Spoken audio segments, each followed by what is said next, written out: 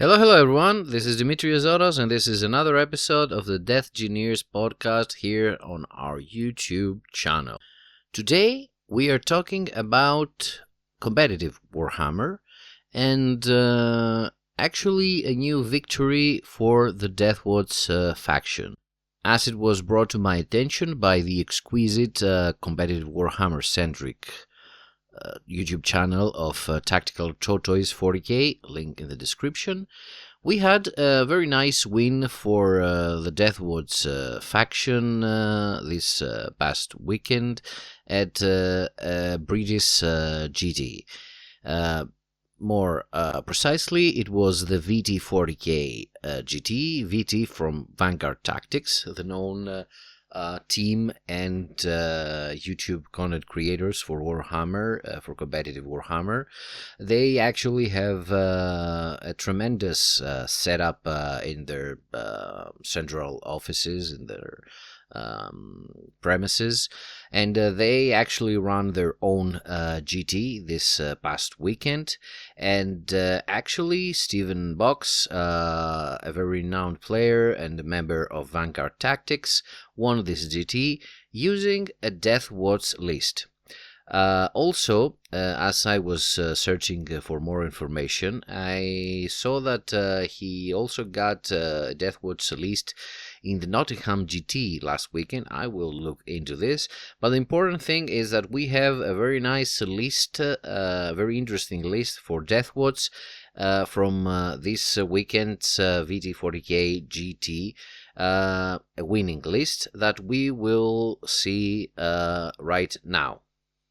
Although this list contains a lot of staples and also includes from most Deathwatch meta lists, it also has some twists that are very interesting, and actually some of these are stuff that I wanted to test at some point. First of all, we start with 5 characters. The usual suspects are Captain Gravis Armor with his mastercrafted weaponry, actually. We have he has the Tome of Ectoclades enhancement. We have a Judiciar with the Beacon Angelis enhancement. We have a Watchmaster with the Thief of Secrets enhancement, and a Lieutenant with Combi Weapon. The twist that I see in the characters, something that not many Deathwatch players take on, is Terminator characters, specifically Librarian in Terminator armor.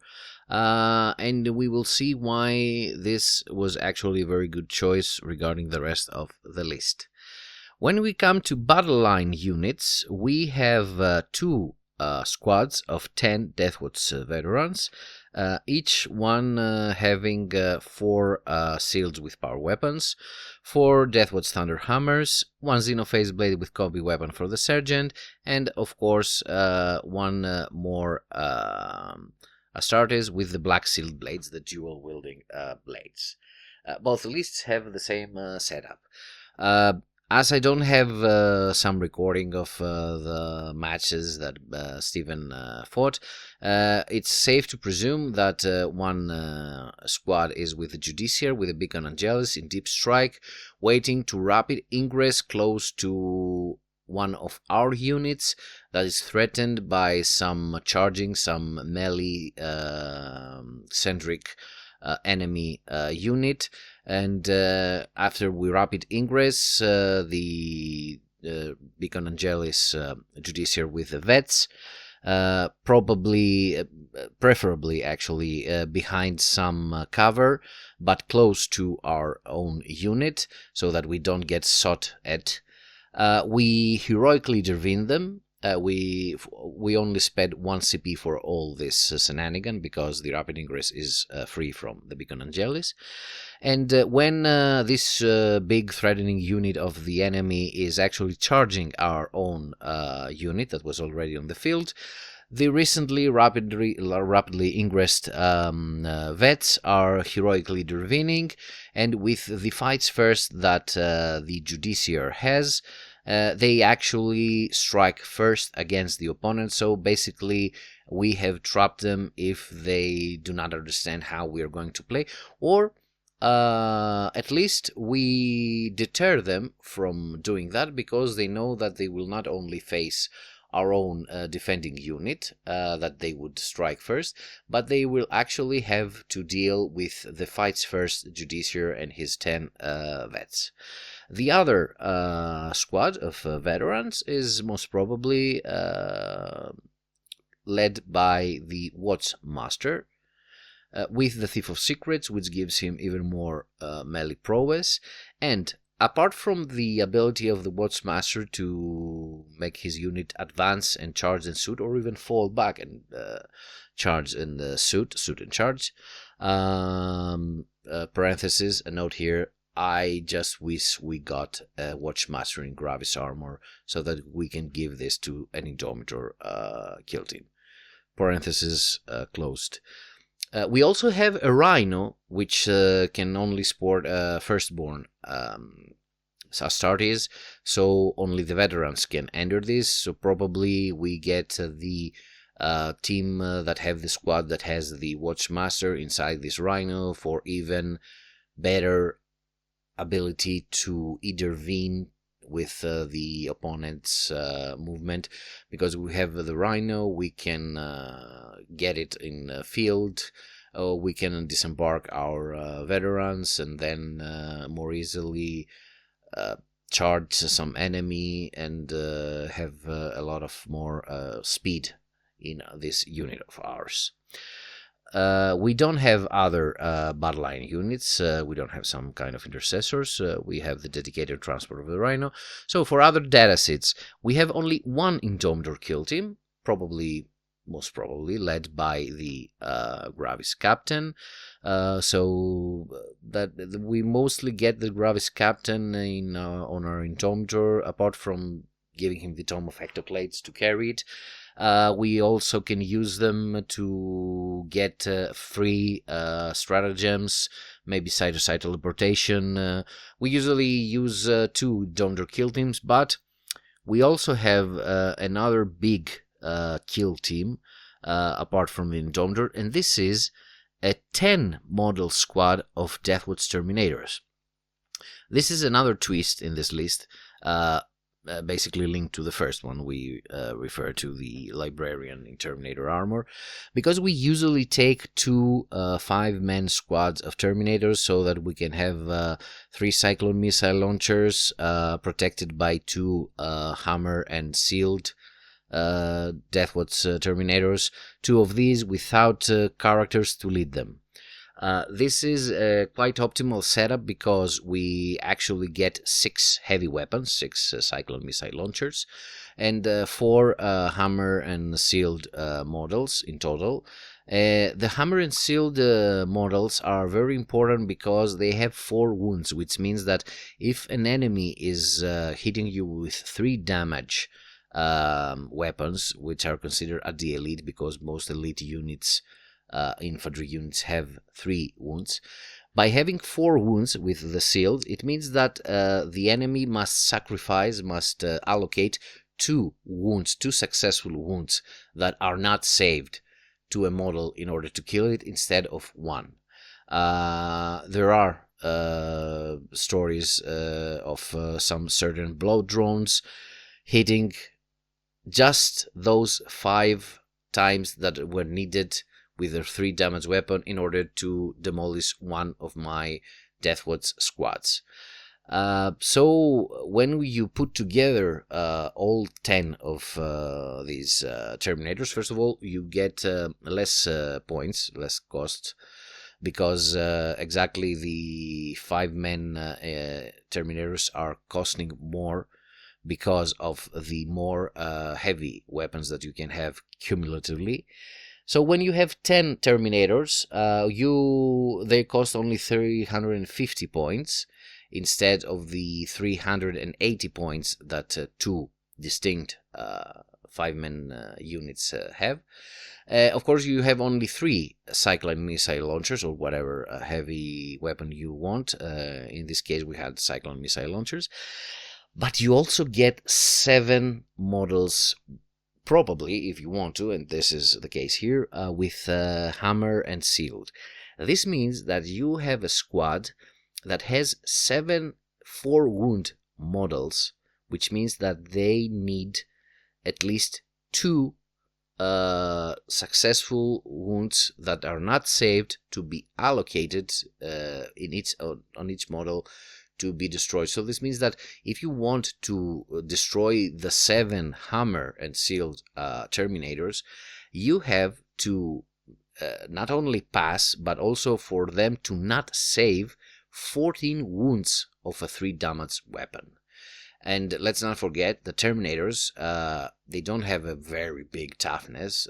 Toughness 5 at this point is not something to brag about, but they do have 2 up save, and an invulnerable save of 4 up, which means that around half of those allocated wounds to them will be saved, which means that the opponent actually has to put like 20-25 successful wounds of damage 3 weapons in order to destroy these 7 hammer and seal, and then you also be left with the 3 heavy weapons.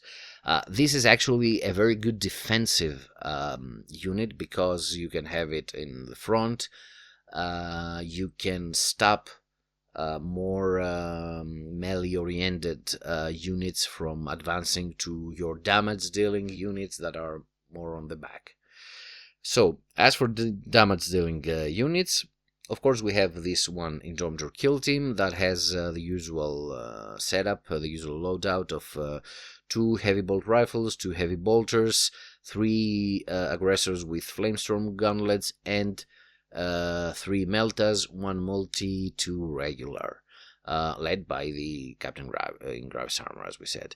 Also, we do have 2 40s kill teams as damage dealers, which comes also with a quite stable setup of 4 Deathwatch bolt rifles, 4 plasma incinerators, and 2 kill team intercessors with super frag rocket launchers. Actually, one has the super crack rocket launcher, and one has the Vanguard launcher. Both of them have, of course, the Castle launchers. This gives them a bit of indirect damage, and you have 2 units of 10 in the 40s kill team, so you got enough indirect damage to, let's say, deter some characters, some lone operatives cannot be targeted by far, but to get a unit crunched down a bit before you get to shoot at it with more prowess. Closing the list is a squad of infiltrators, 5 infiltrators.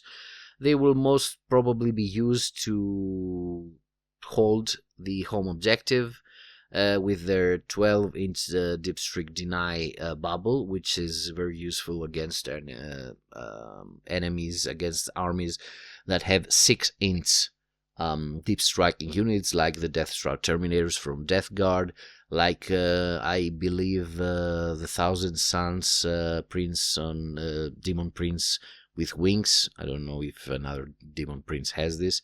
The Inceptors from Space Marine lists also.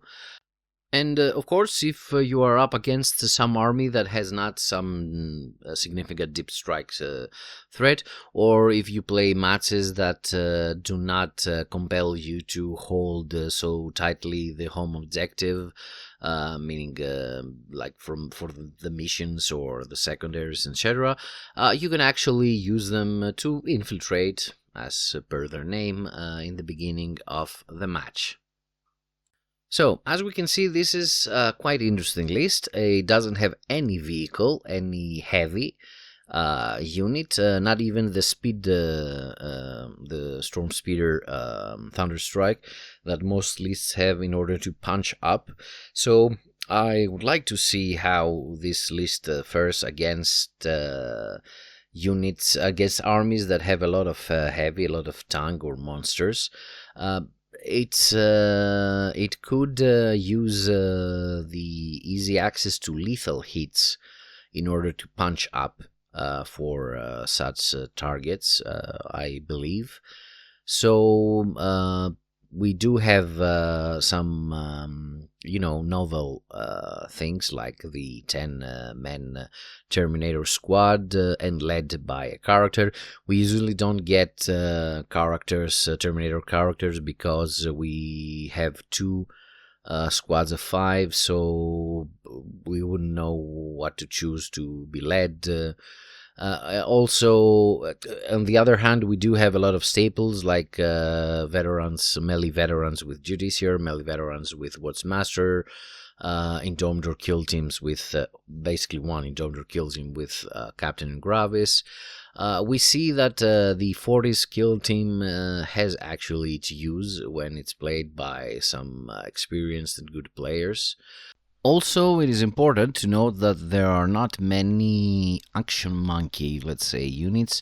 We only have the Kobe Lieutenant, and we also have the Infiltrators, who have other uses as well, which means that this is a list that is mostly relying on the ferocity of the units that can deal damage, get inside the opponent's natural expansion and even probably deployment zone, and stick to these objectives themselves, and probably do some actions if needed by the primary or the secondary missions. So I would actually like to listen to your opinions on this list. I mean, it won a GT, and I want your opinion on how important you think this could be for our army, as it gets traction, it gets attention from renowned players and content creators that could give us a little more exposure.